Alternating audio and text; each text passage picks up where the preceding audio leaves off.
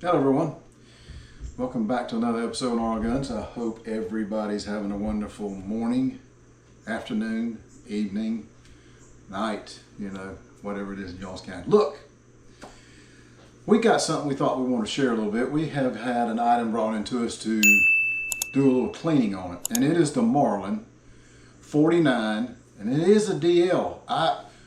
We can't seem to find out what the DL is. If any of you guys out there that are watching this, let us know, because I've done some research and I didn't do a whole lot of research, okay? Because I'm kind of busy. But I couldn't find it. I could find a lot of Marlin 49, which is the LR22 rifle, semi-automatic rifle. But I can't find anything that says the 49, DL. I can't find that. So if you can find it, let me know. I think that's what it was. I think it was the DL?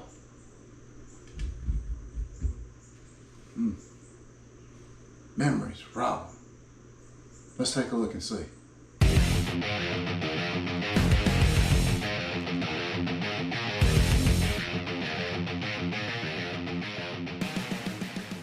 Here, and let's take a little gander at it. Let's see what it says. I think it's on the other side. Let's turn it around. It says it is, if y'all can see it right there. It says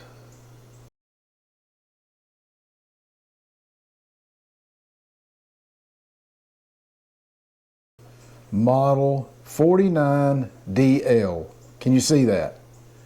49DL.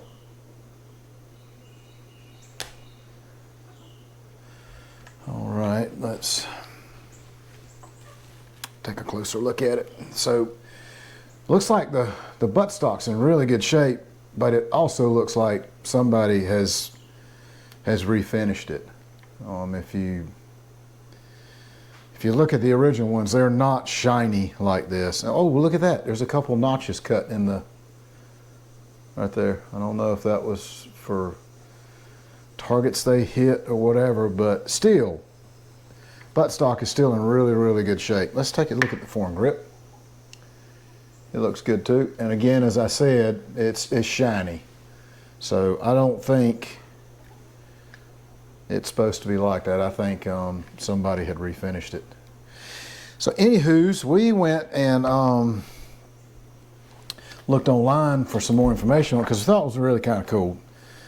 First one we had come through, I know about them, just been a while since I've seen them, but we downloaded a manual, and I mean the manual is really, really detailed. I mean, way more detailed than what manuals you get today on any of your firearms. This thing really goes into depth of everything about this firearm. I mean, everything, even the action type goes into that, goes into your rod for your loader,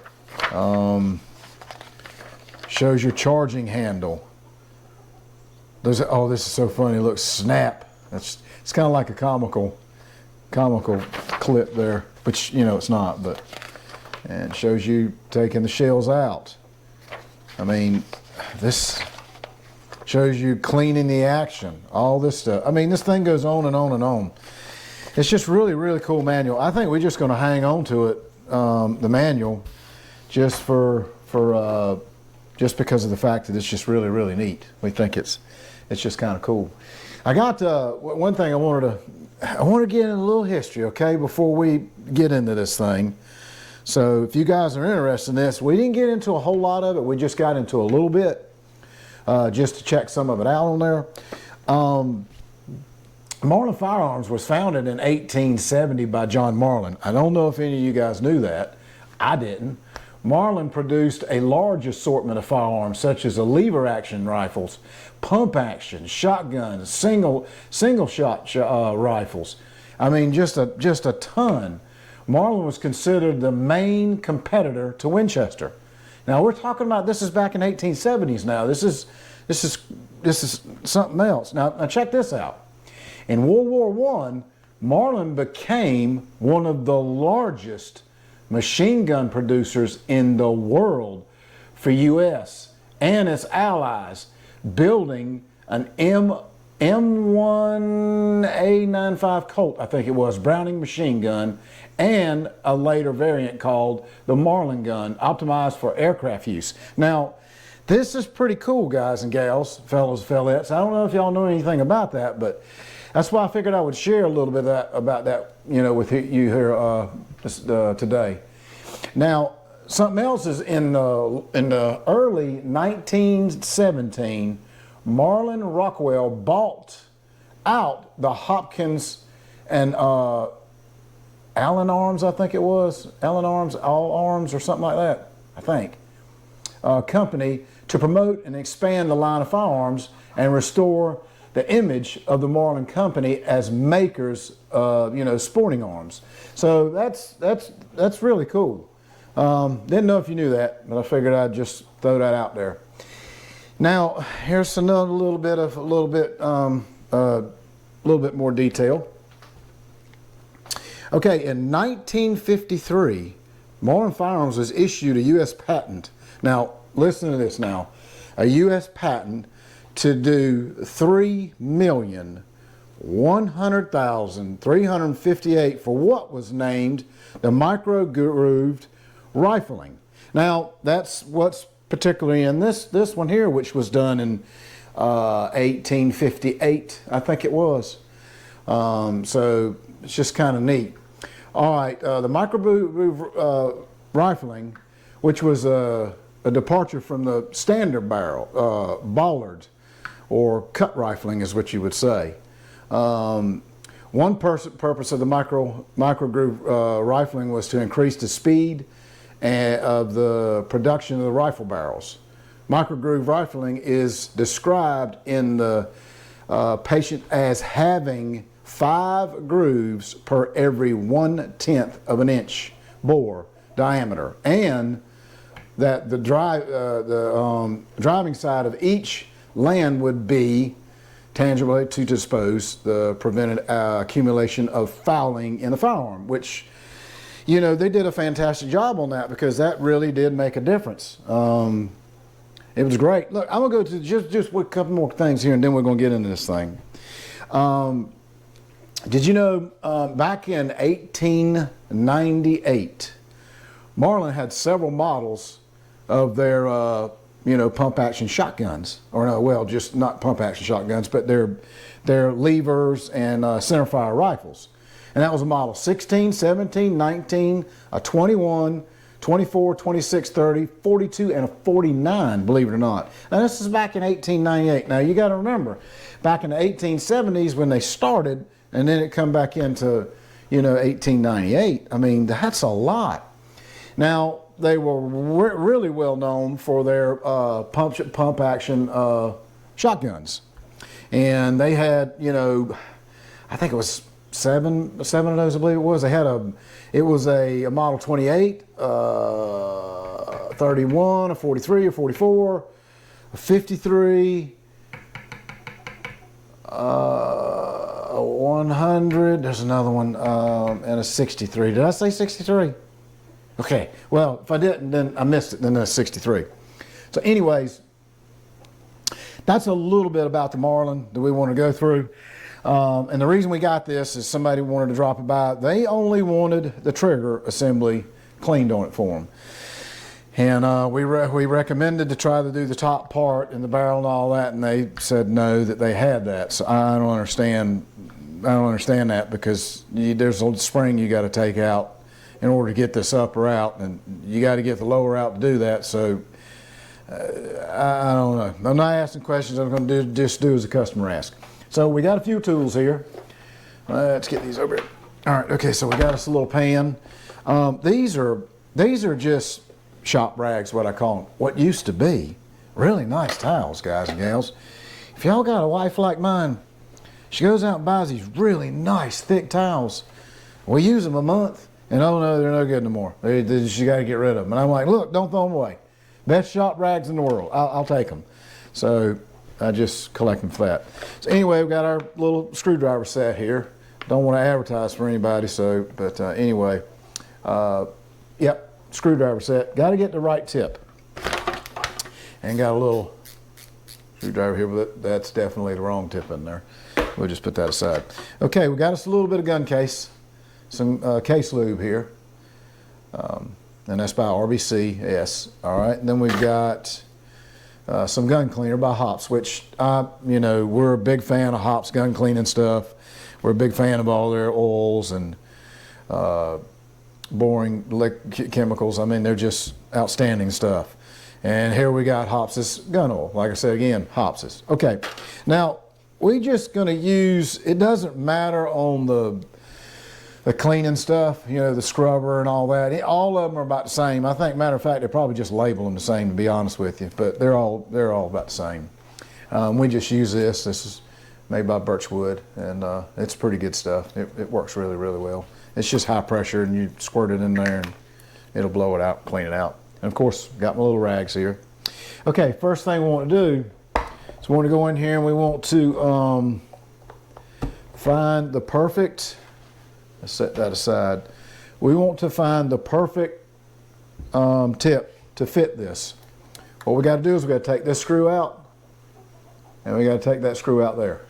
So we want to find the perfect one to fit that, because we don't want to waddle nothing out. So, and there's several tips in here, so let's see.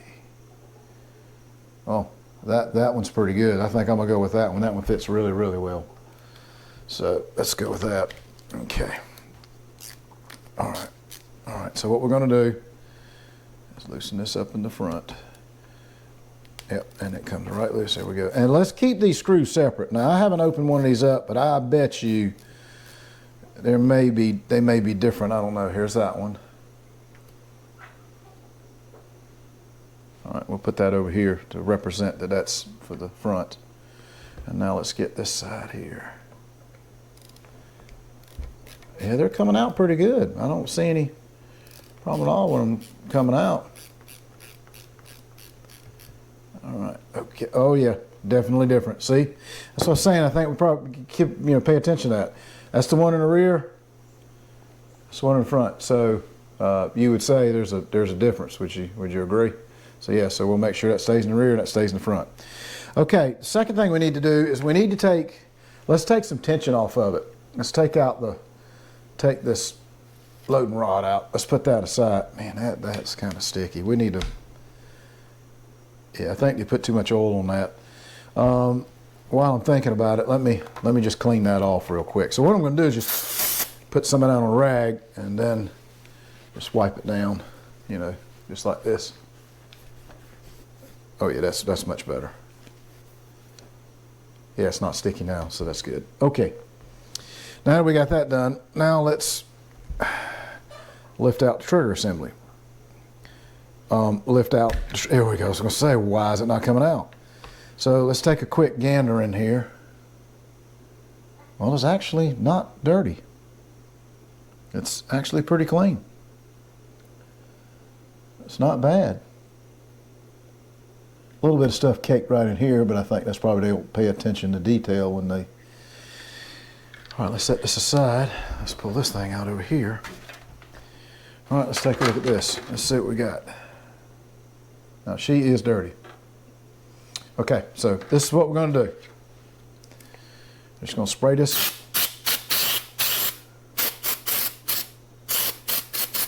Spray a little bit of that in there.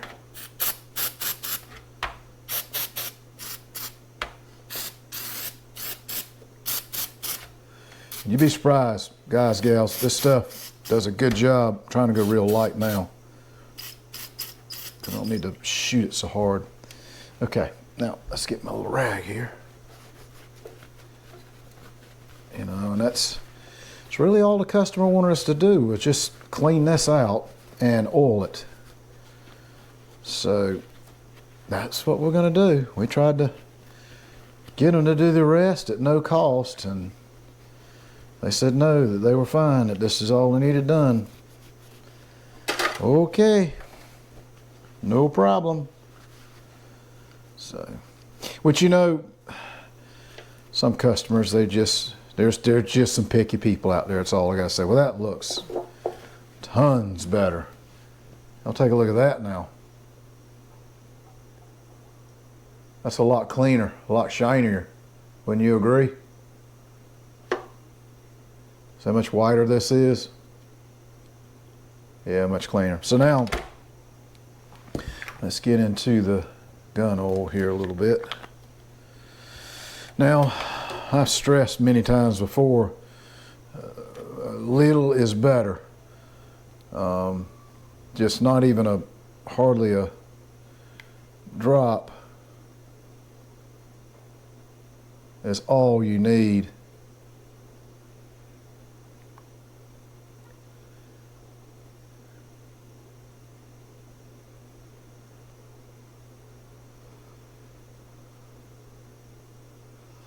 But it's looking pretty decent.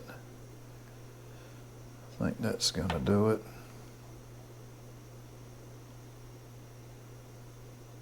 Yeah, that's pretty good.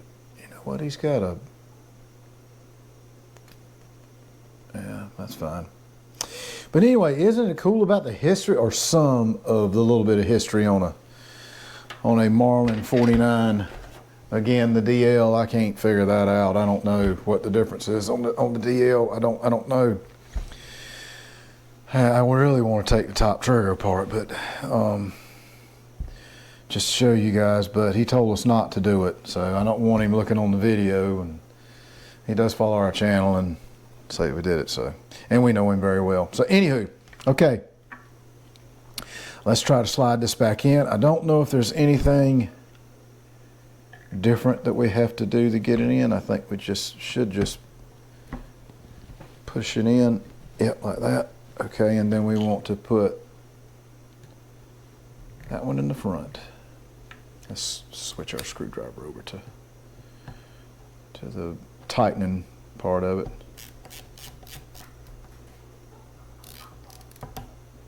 Here we go. How's everybody been doing, y'all? Y'all been staying in a good way with your bride? I can't say I have. I've done a couple things that sort of eat my bride up. Somebody squealed on me on one of my videos. I don't know who, but somebody did, and it got me a little bit in trouble. But I got out of it. I bought her something nice, and I got out of it, so she's good. She's good to go. So let's put a little gun oil. And how you'll do this is just put a little bit like that. Just take your finger and rub about halfway down the rod. You don't have to go the whole way of the rod, because by the time you shove it in there, what is on this rod is going to get down in there and be just fine. So let's shove this back in there. All right, get in there. There we go.